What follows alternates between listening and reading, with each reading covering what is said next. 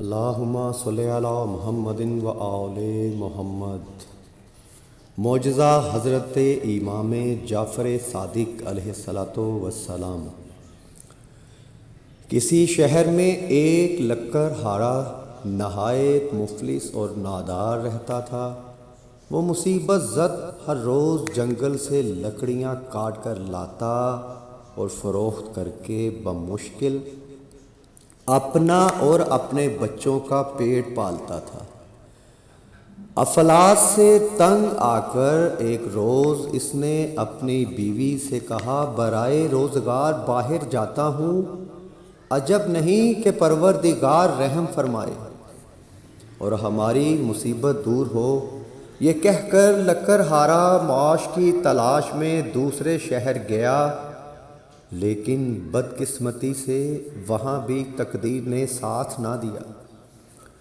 ہر وقت دل میں سوچتا کہ کچھ پیسے ہو جائیں تو اپنے شہر جاؤں اور بال بچوں کی خبر لوں، لیکن کچھ نہ ہو سکا۔ اسی فکر و پریشانی میں 12 سال بیت گئے اور اس عرصہ میں نہ تو اس نے بال بچوں کو کچھ بھیجا، نہ ان کی خبر لی۔ لکڑہارے کی بیوی اپنے خاوند کے چلے جانے کے بعد کچھ دنوں تک اسی فکر میں رہی کہ میرا خاوند خرچ بھیجے گا، لیکن جب اس نے عرصہ تک خبر نہ لی اور اس بیچاری پر فاقے گزرنے لگے تو لاچار ہو کر اس نے وزیر کے محل میں جاروب کشی کی نوکری کر لی اور اپنے بچوں کا پیٹ پالنے لگی۔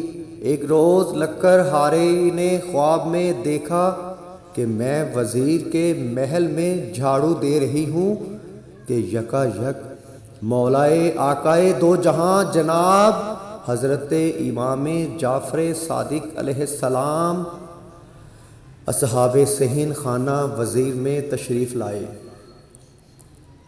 اپنے اصحاب کی طرف متوجہ ہو کر فرمایا کہ آج کیا تاریخ ہے اور کون سا مہینہ ہے؟ صحابہ نے عرض کیا، یا مولا آج شب 22 رجب المرجب ہے۔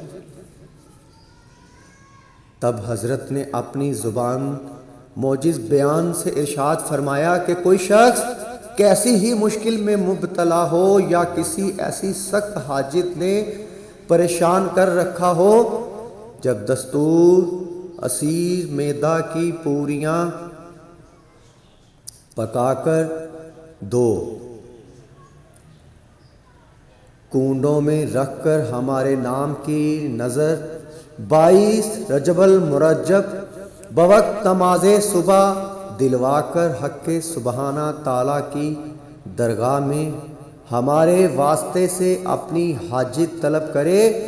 جن وقت خواب میں لکڑہاری نے حضرت کا یہ کلام سنا، اسی وقت بصدق دل نظر کرنے کی کہ 22 رجب المرجب کو بوقت صبح نماز سے فارغ ہو کر اس نظر کو موافق حکم جناب امام علیہ السلام کے پورا کیا۔ اب ذرا لکڑہاری کے شوہر کا حال سنیے۔ یہاں تو 22 رجب المرجب وقت صبح یہ لکڑہاری نظر امام علیہ السلام دلا رہی تھی اور وہاں لکڑہارا درخت پر چڑھا ہوا لکڑیاں کاٹ رہا تھا کہ اس کے ہاتھ سے کلہاڑی چھوٹ کر زمین پر گری۔ اس نے جو کلہاڑی کو نکالا تو دفنے کا شبہ ہوا اور اس جگہ کو اس نے کھودا تو معلوم ہوا کہ شاہی خزانہ دفن ہے۔ اس نے اس وقت تو اس کو اس طرح پوشیدہ کر دیا، پھر تھوڑا تھوڑا لاتا رہا اور سامان سفر تیار کرنے لگا اور سارے دفینہ کو نکال کر بڑے کروفر سے عازم وطن ہوا۔ اپنے رہنے کے لیے ایک عالی شان مکان بنوایا اور اپنے بیوی بچوں کے ساتھ آرام سے زندگی بسر کرنے لگا۔ ایک روز لکڑہاری نے اپنے خاوند سے سرگزشت بیان کی کہ جب اس نے مہینہ کی تاریخ اور وقت بتلایا تو وہی وقت اور وہی دن تھا۔ جب لکڑہارے کو دفینہ ملا تھا، لکڑہارا بھی صدقے دل سے ایمان لے آئے۔ ایک روز وزیر اعظم کی بیوی بالا خانہ پر کھڑی ہوا خوری کر رہی تھی۔ اس کو ایک عالی شان مکان نظر آیا۔ اس نے اپنی کنیزوں سے دریافت کیا کہ یہ کس کا مکان ہے؟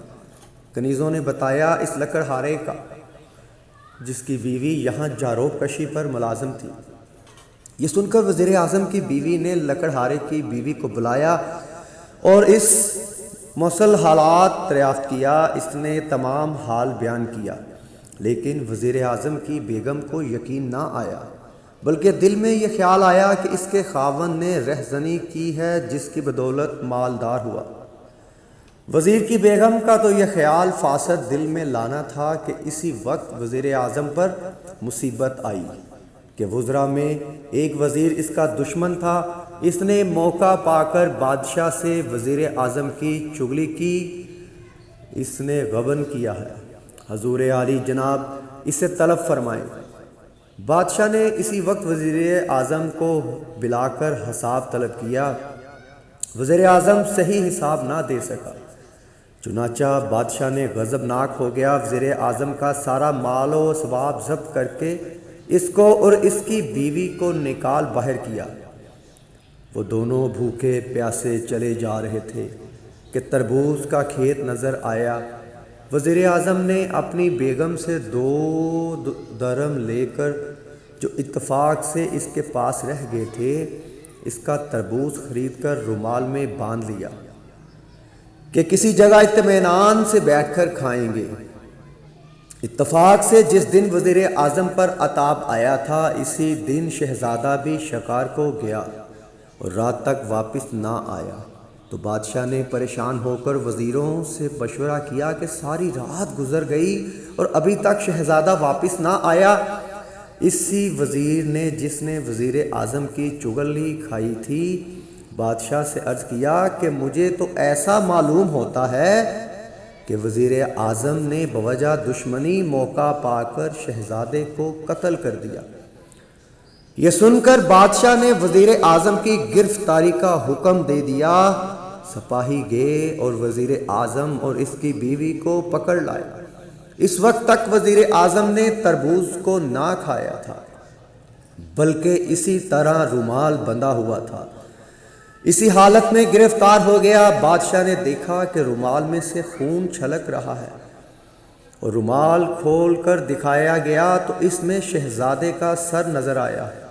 بادشاہ اپنے بیٹے کا سر دیکھ کر رونے لگا اور حکم دیا کہ رات بھر وزیر کو قید میں رکھو، صبح اس وقت قتل کر دینا۔ وزیر اعظم اور اس کی بیوی جیل خانے میں بھیج دیے گئے۔ وزیر اعظم نے اپنی بیوی سے دریافت کیا کہ یہ بات ابھی تک معلوم نہ ہو سکی کہ ہم پر یہ ناگہانی مصیبت کیسے آ گئی، کون سا گناہ ہم سے ایسا سرزد ہوا جس کی سزا بھگت رہے ہیں۔ اس پر وزیر اعظم کی بیگم نے لکڑہارے کا قصہ منو ان بیان کیا اور کہا مجھے اس نظر کا اور حکم حضرت امام جعفر صادق علیہ السلام کا یقین نہ آیا۔ وزیر اعظم نے اپنی بیوی سے کہا اس سے بڑھ کر اور کیا خطا ہوگی؟ تو نے امام جعفر صادق علیہ السلام کے حکم کو جھٹلایا۔ توبہ کر، امام کا فرمان درست ہے۔ الغرض دونوں رات بھر کریا ازاری کے ساتھ اپنے گناہوں کی معافی مانگتے رہے، صدقے دل سے اس نیاز کی نیت بھی کی۔ خداوند عالم نے ان کی توبہ قبول کر لی۔ شہزادے نے شکار سے واپس آ کر بادشاہ کی قدم بوسی کی۔ بادشاہ نے شہزادے سے دریافت کیا اے نور چشم، تم اتنے عرصہ تک کہاں رہے؟ عرض کیا حضور، شکار نہ ملنے کی وجہ سے میں نے باغ میں قیام کیا تھا۔ بادشاہ نے شہزادے کو محل کے اندر جانے کی اجازت دی اور وزیر اعظم اور اس کی بیوی کو طلب کیا اور رومال سر کو بھی طلب کیا، جس میں بجائے تربوز کے شہزادے کا سر نظر آیا تھا۔ اس رومال کو خود کھولا اور دیکھا کہ تربوز ہے۔ بادشاہ سخت متعجب ہوا اور وزیر اعظم سے دریافت کیا کیا معاملہ ہے؟ وزیر اعظم نے جو قصہ اپنی بیوی سے سنا تھا منوان بیان کر دیا۔ بادشاہ نے یہ سن کر لکڑہارا اور لکڑہاری کو طلب کیا اور ان سے حالات دریافت کیے۔ انہوں نے تمام بیان کر دیا، جس کو سن کر بادشاہ بھی بصدقِ دل ایمان لے آیا اور وزیر اعظم کو پھر اپنا عہدہ دے دیا۔ فائز کردہ اور چغل خور وزیر کو سزا دے کر نکال دیا۔ اللہم صلی علی محمد و آل محمد۔ اے مولا جعفر صادق بادشاہ، اے میرے آقا، جس طرح لکڑہارے کی پریشانی مصیبت دور کی ہے، میرے مولا ایسے ہی تمام مومنین مومنات کی پریشانیاں رنج و غم دور فرما دیجیے۔ اللہم صلی علی محمد و آل محمد۔ کروڑہا دعاؤں کی ایک دعا، اے میرے آقا امام جعفر صادق بادشاہ، ہر مومنین مومنات کو اپنے جد امجد، اپنے دادا امام مظلوم کربلا حسین ابن علی کی زیارت نصیب فرمائیں۔ السلام علیکم۔ تحفہ یا علی مدد۔